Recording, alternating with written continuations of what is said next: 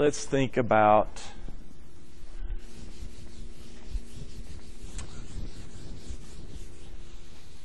simplifying radicals that, well, they can't exactly be simplified nicely, I guess is the best way to put it. For example, say I wanted to simplify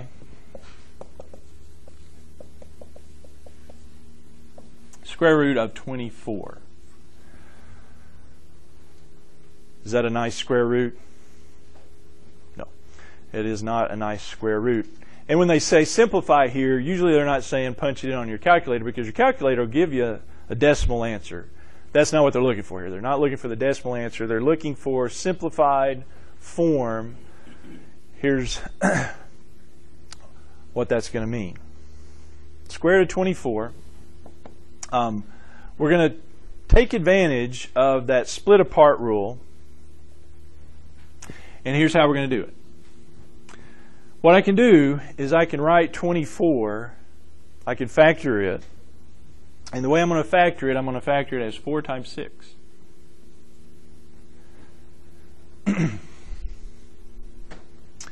Reason being is now I can split that apart, right?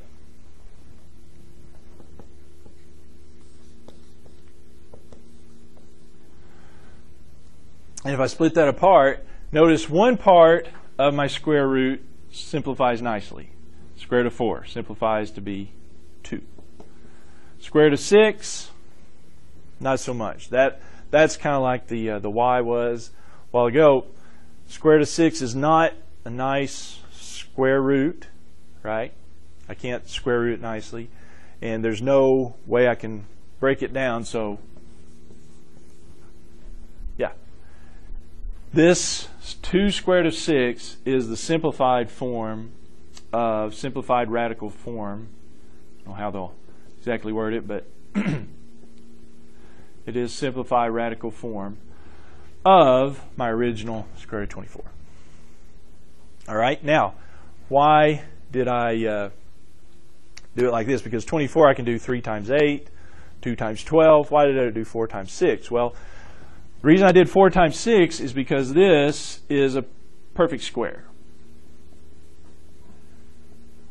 4 is a perfect square. I want to factor, one way to look at it is factor your number with a perfect square factor somewhere involved.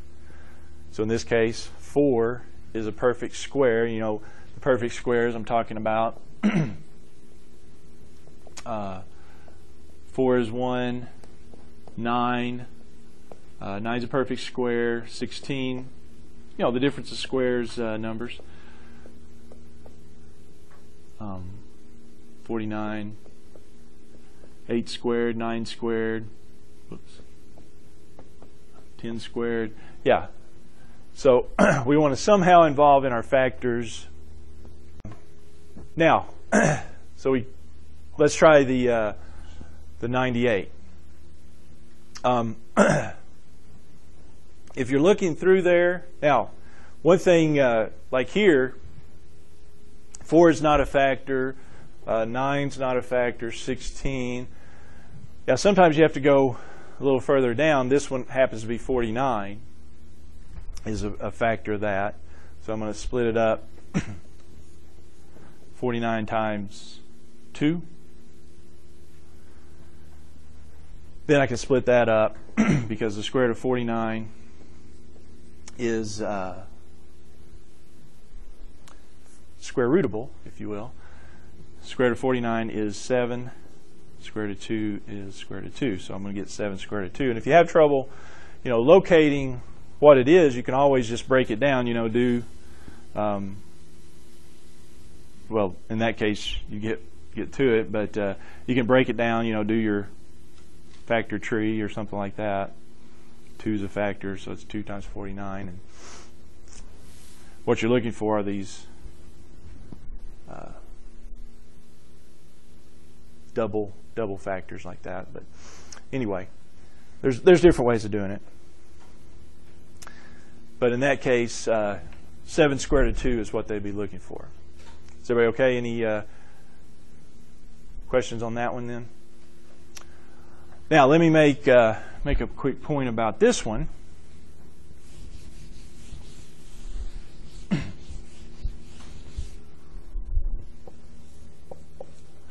Square root of 108. For the square root of 108, well, we have options here. 4 is a factor. It does divide that evenly. 4 does, but 9 does too. 9 goes into that. However, 36 does too. So 4 and 9 and 36 all go into that one. Which one do you think I should? If I recognize all 3 of those, which one do you think I should go with? Probably the bigger one. Yeah. Probably the bigger one. Okay. So having told you that 36 is one of these, let's break it down as 36 times what? 3. Okay. So it'll be 36 times 3, so we get the square root of 36 times the square root of 3. Square root of 36 is 6. Square root of 3, well, I can't do much with that. So I get 6 square root of 3. Now, let's go back through that one and say we saw 4 is a factor. We didn't see the 36 or the 9. We just stopped at 4. It's 4 times what? 27. Okay, that's square root of 4 times the square root of 27 then. Square root of 4 is 2. Square root of 27. Now, here's the thing. We're not done when we do just the 4. Do you see that? Because what happens right here? There's a perfect square factor in 27 in there. How about 9? So the thing is, if you go with a lower number, you'll just have to do another step here. And that is break this down. Bring down your 2. Break down your 27. 27 is 9 times 3. So that's 2 times square root of 9 times square root of 3. So I end up with 2 times square root of 9 is 3, square root of 3, and 2 times 3 is 6. Yes. So I get to the same place. It just takes another step. Okay? So that's, you always want to make sure this square root doesn't simplify a little more. Because sure it happens that you don't simplify it all the way down sometimes. Okay? All right. Now let's go back to our square roots of variables here. Because now we can talk about the square roots of those odd powers.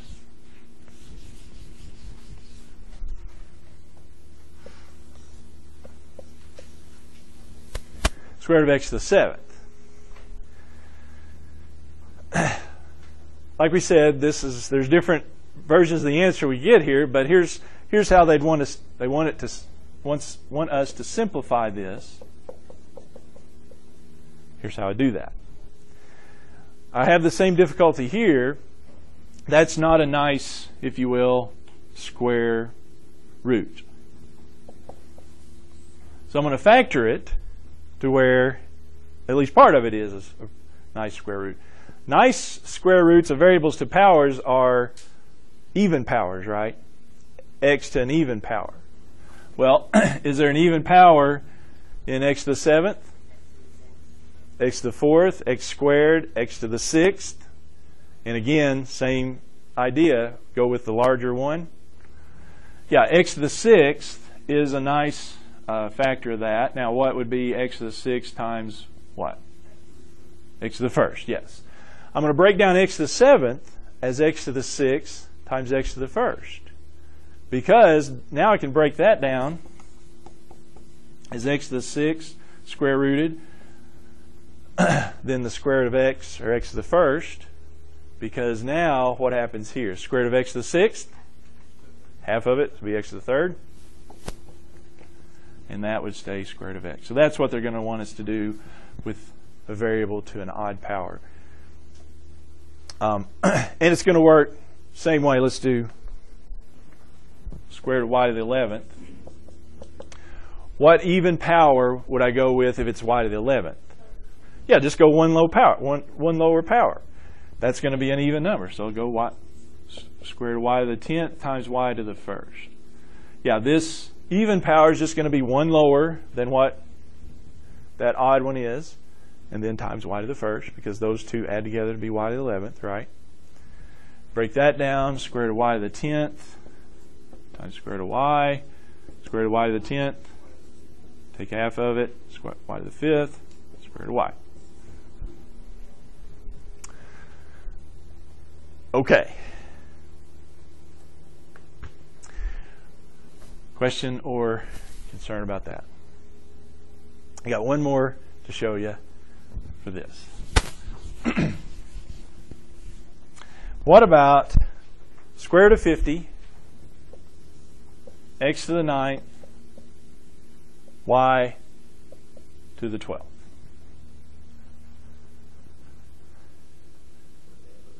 Split it up. Okay, it's multiply, so I can split it up. Now the square root of 50, square root of x to the 9th, square root of y to the 12th. Yeah, those are all multiplied. There's an add in there, I'd be in trouble, but multiply, yeah, I can split that up. However, a couple of those, well, they're not the nicest of square roots, so as far as simplifying, I'm going to have to do that, breaking it down here, aren't I? For 50, what do I do for 50? 25 and 2, right? 25 is a factor of 50, so I'm going to go with 25 and 2 here. Let's just go ahead and split that up. So I split square root of 50 into the square root of 25, square root of 2. What about x to the 9th? Do x to the 8th, x to the 1st. So I'm going to split that one up into the square root of x to the 8th, square root of x to the 1st. And then, well, I don't have to do anything for the last one because I can just square root. What's the square root of y to the it's y to the 6th? Okay, yeah, it's an even power. So I can just split it, divide it by 2. Now the rest, well, the square root broke down the 50 because the square root of 25 is 5. We get 5. Square root of 2 is simplified as far as I can go there. Square root of x to the 8th. The x to the 4th, just dividing by 2. Square root of x, I can't break that, simplify that any. And then y to the 6th, which is a pretty good answer. However, let me show you what they'll do to get the final answer here. Usually, when we have square roots and non-square roots, usually you write the non-square roots in front and then the square roots all at the back. So here's what I'm going to do. I'm going to put the non-square roots up front here, 5x to the 4th, y to the 6th, and then I'm going to put the square roots at the back, and you know the split apart rule works in reverse. Can I put those back together as one square root? Yeah. So they'll just write a square root of 2x there. 5x to the 4th, y to the 6th times the square root of 2x is how they would prefer the answer to appear. Question?